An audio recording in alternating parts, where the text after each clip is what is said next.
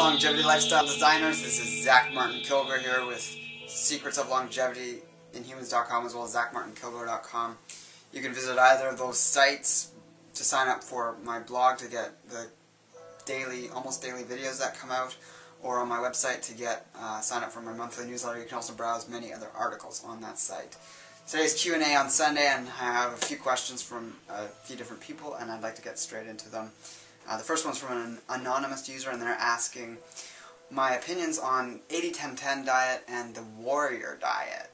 And these are they're talking about in their own lives. They're sort of combining the two, and one is more of what one diet could be seen as more of what you're eating, the other one is a way to eat, and it breaks down to more complex things in the warrior diet, which I'm not too familiar with. I've given an overview. I've seen interviews with the author of that book and that system, and I think it's interesting. I wouldn't agree with everything he has to say. I definitely don't agree with the fact that we're supposed to be nocturnal eaters or that we've been designed that way. It's very hard to pin down specifics around what's facts in terms of our biological past. He's claiming that there's all this evidence for the fact that we were nocturnal eaters, that we were eating just one meal a day, perhaps a little bit more sporadically through the morning, but one big meal at night or late in the evening. I think the one meal a day concept can work if that works for you, if your metabolism's slow enough.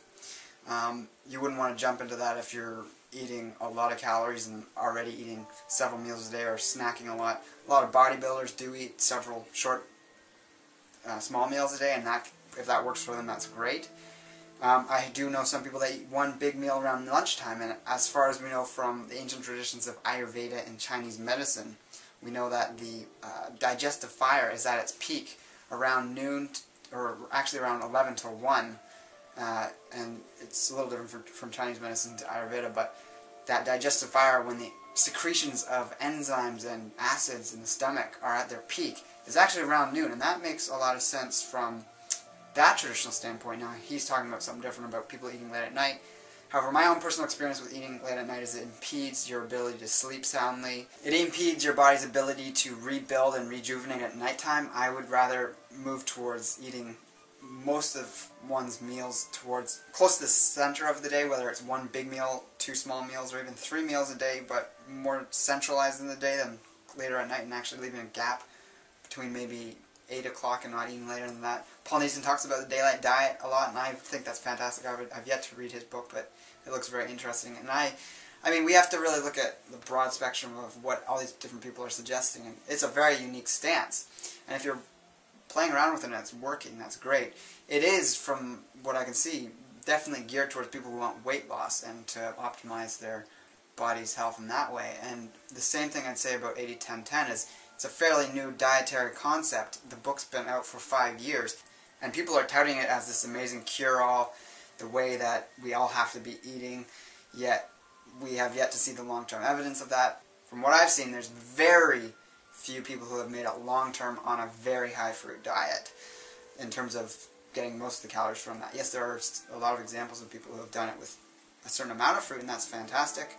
I'd argue a difference in terms of what are we wanting for in terms of optimal health. We want to go actually lower sugar.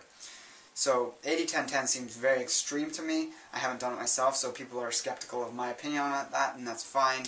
All I can say is, you know, I can comment on the Atkins diet. I haven't done that, although I have been on a very high animal product diet, but it wasn't exactly Atkins, and this was several years ago.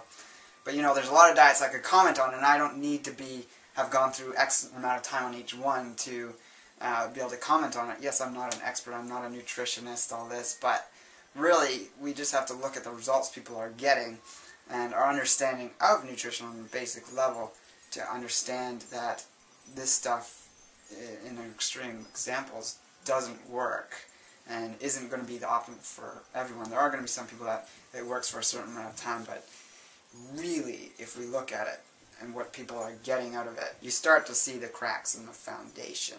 In terms of consuming fruit, if I were to take the stance of just going out into the wild where I live, there's extremely small amounts of wild fruit. And in fact, if you look at the lateral or the latitudinal ranges on the planet where there's abundant fruit year-round. It's actually only in the tropical regions, and if we look at longevity statistics from these areas of the world in tribal cultures and more modernized cultures, and look at them, they're actually some of the lowest in the world. The lowest rates of longevity are in that band around the equator, as well as in the Arctic, up past the Arctic Circle. So these two extremes of extreme hot or extreme cold results in lower lifespan. That's also correlated with the foods that are typically eaten in those areas.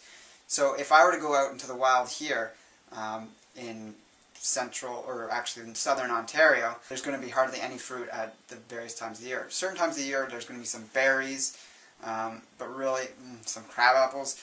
Very low glycemic fruits. You're not going to find mangoes. You're not going to find those big plump apples or bananas in the wild here. Even in northern and even central U.S. or in the other parts of North America and Europe, you're not going to find fruit for much of the year. You're going to find a lot of greens most of the year, except for in the winter, root vegetables, some nuts and seeds, grains, obviously animal products. And I'm not saying that's exactly how we need to eat, but if we look at the nutrient ratios of what's around us locally at the different times of the year, that kind of gives us an idea of where we want to gravitate towards. So specifically where I live, a high fruit diet wouldn't be optimal. Yes, you might be able to do it for a longer period of time in the tropics, but I have covered sufficiently in other videos, I feel, the negative effects that a high fruit diet can have on one's health. So you can check back through past episodes to find the ones where I talk about the detriments of a fruitarian diet. Chasen Trains asks about eating yams, or basically sweet potatoes, and on a raw food diet, not cooking them and consuming them in their raw form. And I have done that in the past. I haven't done it for a while. It's something I sort of just let go of doing. I might start up again. It's actually okay food to consume. When I was at Hippocrates, a lot of their dishes actually do have sweet potato in the salads. They make salads with either grated carrot or grated yam or a bit of both. I've done that on my salads for a while, done grated sweet potato. And to be honest, it was actually just a lot of work grating this entire little potato onto my salad. It's really tough. In terms of digestibility, I found it to be fine. As long as you chew it well, you mix the saliva, because it's a very starchy food. You want the saliva in there to help break it down. And it can be a great, I mean, it's got a few calories, more than leafy greens, obviously. But it's not something you want to make a staple in terms of a raw food diet. Certain cultures did consume a lot of them, like the Okinawas of Japan, and they lived a very long time. They have the longest lifespans in the world, and they're centenarians that are currently past the 100-year marks. They lived in a time going further back in their lifespans when they actually went through several periods of almost like starvation, and the only foods they were eating were yams, so they were consuming these obviously cooked. Cooked, it's a lot more digestible, so if you want to make it a staple food like the Okinawans were doing, I'd suggest cooking it. Although there are detriments with that, with the starches turning to acrylamides and other such toxins. And the last question is from AgraKing, and he's asking about the consumption of vinegar. And I have consumed vinegar on occasion. I personally think a raw vinegar like apple cider vinegar is going to be optimal, and it's beneficial for creating a better pH balance in the body, pushing you towards alkaline. And the only downside is that you don't want to consume it with other foods, because it can change the digestibility of them in the stomach. It neutralizes the acid in the stomach. So it should be consumed on its own, in my opinion, and that's the opinion of the Hippocrates Health Institute, actually. So half an hour before a meal, you can drink some apple cider vinegar or mix it with water. Just my opinion is just to avoid it with meals, and I actually do find I get an upset stomach or lowered digestibility if I consume it with food. But yeah, it's great to consume in that way. Vinegars were consumed in many, almost all of the ancient traditions, so it's definitely not going to be something that's too harmful as long as we keep it in a reasonable amount. And it's also, apple cider vinegar is a probiotic if you're getting it raw and unpasteurized. So I'd say that's an optimal one over white vinegar or balsamic or these other red wine, these other types of vinegars. So as always, send in your questions so that I have some questions to answer for next week's Q&A on Sunday.